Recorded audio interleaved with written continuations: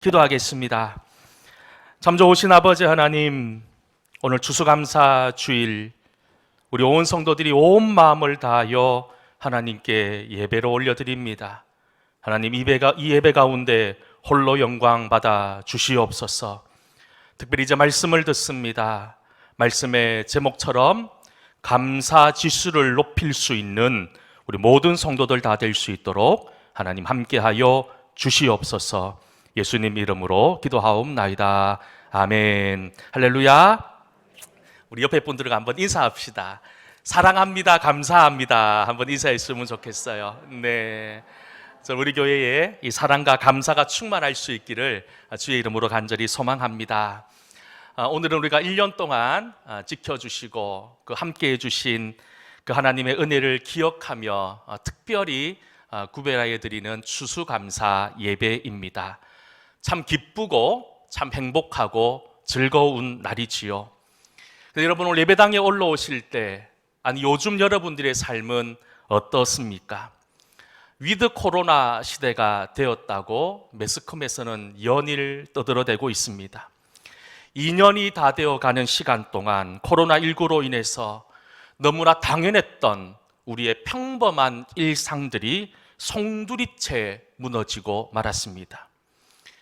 코로나 이후의 삶은 지금 자욱한 안개 속에 가려져서 정말로 한 치 앞도 내다볼 수 없을 만큼 답답합니다. 혹여나 뒤늦게 내가 확진자가 되지 않을까라고 하는 그런 불안과 염려 때문에 모든 것이 조심스럽습니다. 근데 사실 우리를 힘들고 어렵게 하는 것은 이런 코로나만의 문제가 아니지요. 제가 영천에 온 지 이제 7달 다 되어 가고 있습니다. 7달 동안에 몇 번의 장례를 치루었습니다.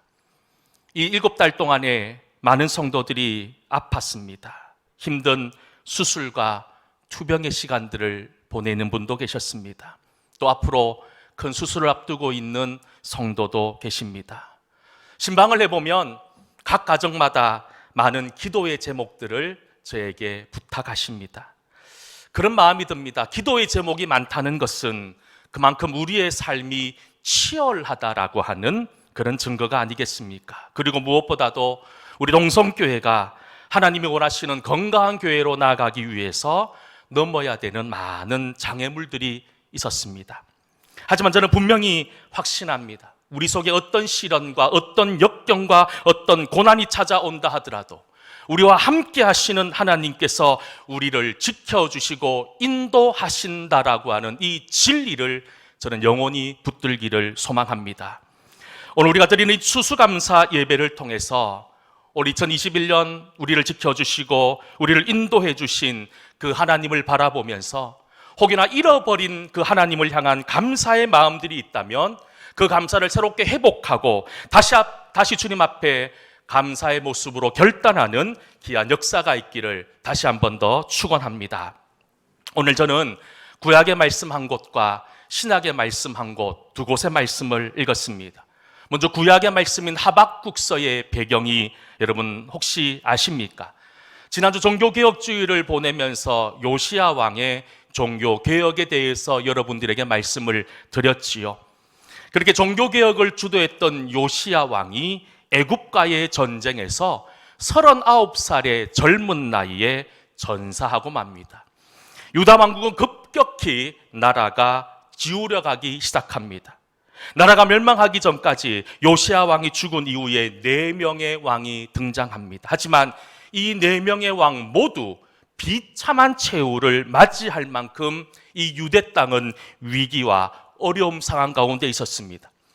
지금 하박국 선지자는 나라가 풍전등화에 있는, 나라가 이제 멸망하기 직전에 있는 그 처참한 그 시점에 활동을 시작합니다. 이 하박국 선지자가 활동했던 그 당시에 함께 활동했던 선지자는 우리가 잘 알고 있는 예레미야 선지자였습니다.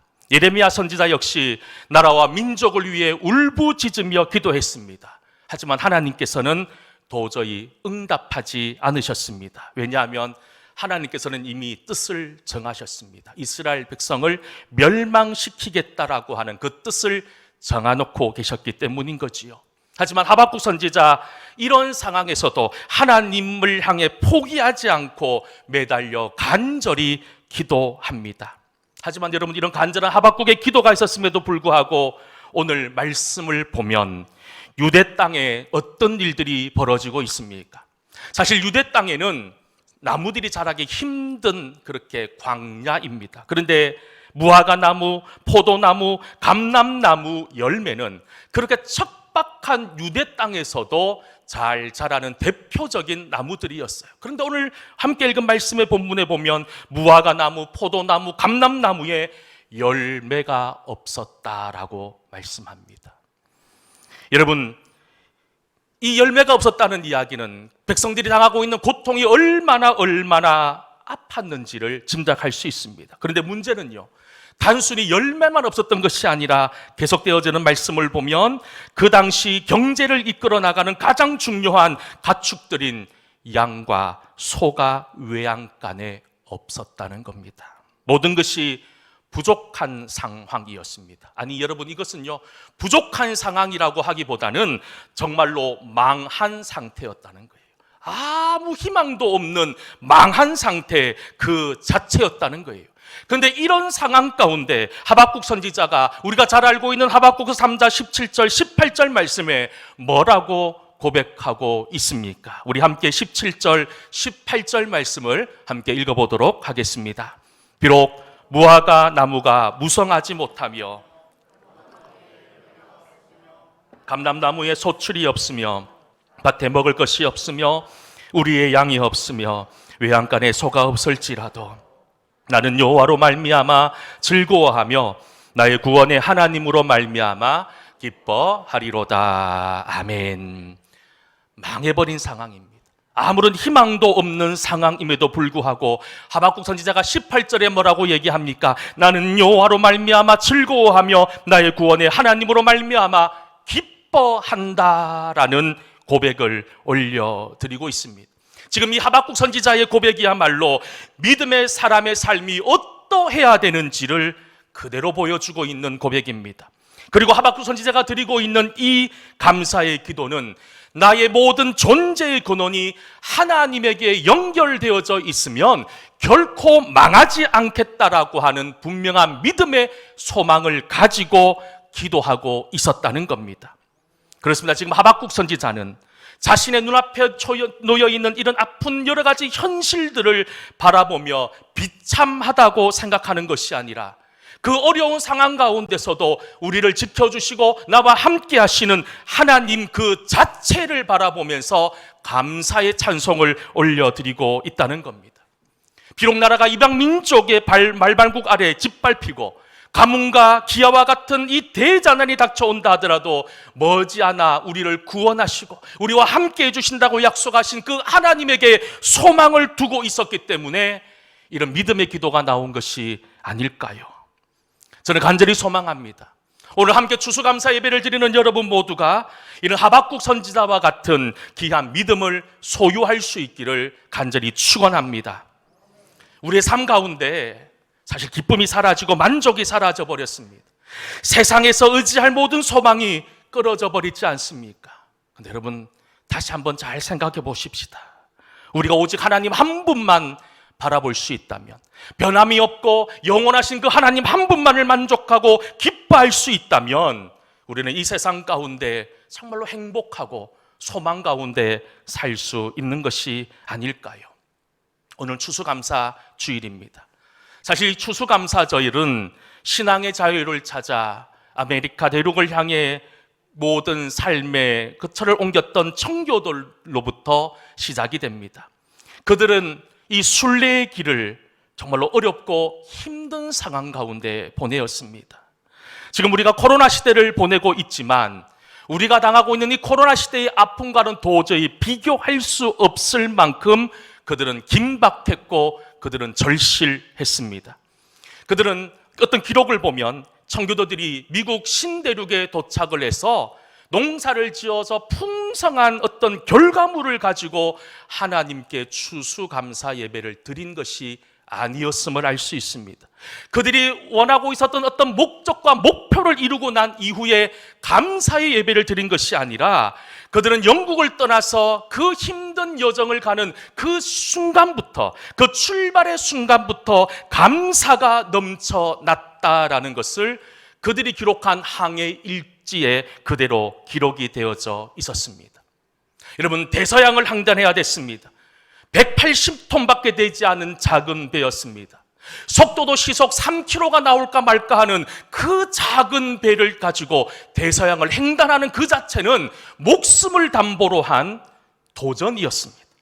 하지만 117일간의 이 항해 가운데 그들은 굶주림과 질병과 여러 가지 말할 수 없는 고통 가운데 있었음에도 불구하고 그들은 끊임없이 감사의 이유를 찾았습니다. 감사의 조건을 찾았던 사람들이 그들이었습니다.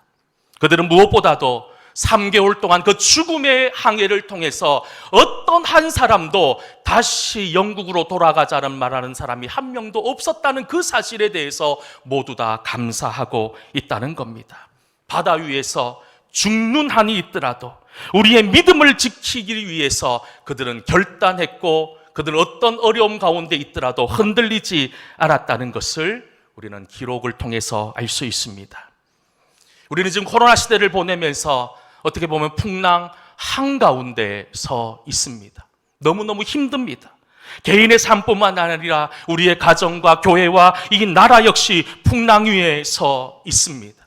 이 풍랑 위에 서 있다 보면 감사의 이유와 감사의 조건이 도저히 보이지를 않습니다. 하지만 성경에서 말씀하고 있는 하박국 선지자의 감사와 이 청교도들이 드리고 있는 감사를 보면 그들이 단순히 받은 것, 누리고 있는 것, 가지고 있는 것에 대한 감사가 아니라 하나님 그 한 분을 향한 감사의 마음들로 채워져 있다는 거예요. 여러분, 우리가 감사할 이유가 어디에 있습니까? 그것은 바로 하나님이 여러분들과 함께 하시기 때문인 거예요. 우리 마음속에 이런 믿음이 있다면 우리는 감사하는 마음, 이 감사의 신앙을 잃어버리지 않을 겁니다. 여러분, 다시 한 번 더 잃어버린 감사 우리가 찾자고 말씀을 드리는데 잃어버린 감사를 찾는 것이 아니라 잃어버린 예수 그리스도를 찾는 것이 진정한 감사를 회복하는 길임을 잊지 않기를 주의 이름으로 간절히 소망합니다. 일찍이 사도 바울이 로마에 있는 교회에게 편지를 보내면서 이렇게 말씀하는 장면이 있습니다. 로마서 1장 21절 말씀을 보면 이렇게 기록이 되어져 있습니다. 하나님을 알되 하나님을 영화롭게도 아니하며 감사하지도 아니하고 오히려 그 생각이 허망하여지며 미련한 마음이 어두워졌나니. 허망하고 미련한 마음이 있는 사람은 감사가 사라질 수밖에 없는 거예요. 미련하고 허망한 마음을 품는 것이 아니라 우리 속에 예수 그리스도를 품을 수 있기를 다시 한 번 더 간절히 소망합니다.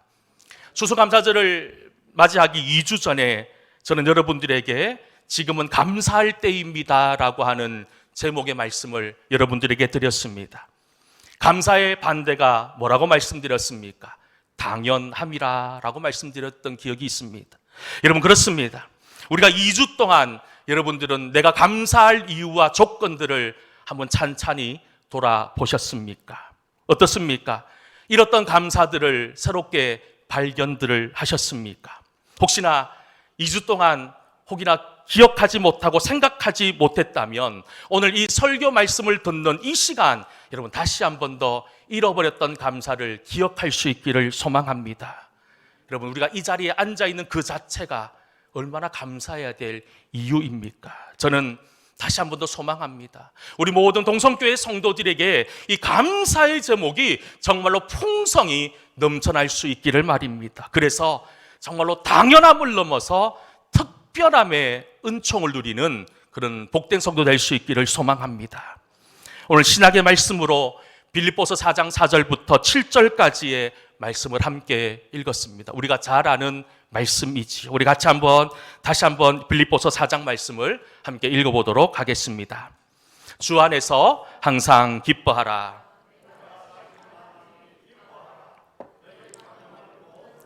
알게 하라. 주께서 가까우시니라. 아무것도 염려하지 말고 다만 모든 일에 기도와 간구로 너희 구할 것을 감사함으로 하나님께 아뢰라. 그리하면 지각에 뛰어난 하나님의 평강이 그리스도 예수 안에서 너희의 마음과 생각을 지키시리라. 아멘. 여러분, 얼마나 귀한 말씀입니까? 감사함으로 하나님께 아뢰면 하나님께서 우리의 모든 마음과 생각을 지켜주시겠다고 말씀합니다. 자, 그렇다면 어떤 사람이 모든 일을 감사함으로 하나님께 아뢰일 수 있을까요? 한마디로 하나님과 동행하는 사람만이 누릴 수 있는 은혜가 무엇인지를 말씀하고 있습니다. 성경에서 말씀하고 있는 이 감사는 헬라어로 유카스테오라고 하는 단어를 쓰고 있습니다. 이 유카스테오라고 하는 단어는요, 그 안에 아주 중요한 의미들이 담겨 있습니다. 물론 감사의 단어이기 때문에 감사의 뜻도 담겨 있지만 은혜라는 뜻과 선물이라는 뜻도 이 감사라고 하는 단어 속에 담겨져 있다는 거예요. 다시 말해 성경에서 말씀하고 있는 감사는 은혜와 선물을 도저히 받을 수 없는 죄인인 우리가 하나님께서 허락하여 주신 그 놀라운 은혜와 선물을 받은 것에 대해서 감사하다 고백하는 것이 진정한 성경의 감사인 겁니다. 어느 책을 읽다가 이런 거를 읽었던 적이 있습니다. 테니스를 쳐보면, 테니스를 치시는 분들도 계시겠지만 테니스는 두 명이 있어야 칠 수 있습니다. 초기에 테니스를 배울 때 주로 벽치기를 합니다. 벽을 세워놓고 그렇게 혼자서 테니스 치는 연습을 하는데, 여러분, 감사라는 것이 벽에 공을 던지는 것과 같다라는 것을 읽었던 적이 있습니다. 벽을 향해 공을 던지면 그 공이 어떻게 됩니까? 다시 나에게로 돌아오는 거예요. 여러분, 우리가 이 사실을 잊지 않기를 소망합니다.